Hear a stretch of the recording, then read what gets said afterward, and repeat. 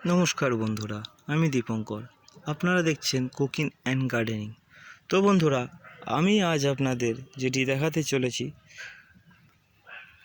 সেটি হলো থাই পিঙ্ক কাঁঠাল।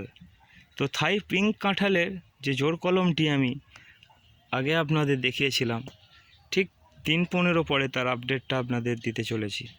তো দেখুন বন্ধুরা, কত সুন্দর নতুন পাতা গজিয়েছে। এই যে জোড় কলমটি দেওয়া হয়েছিল সেটি কত সুন্দরভাবে গজিয়েছে সেটা দেখুন। নতুন কচি পাতা বেরিয়েছে।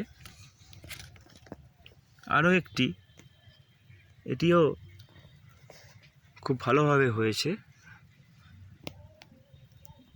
তো বন্ধুরা, এটি ছিল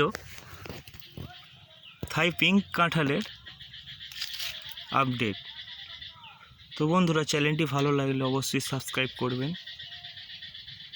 এতক্ষণ সঙ্গে থাকার জন্য ধন্যবাদ।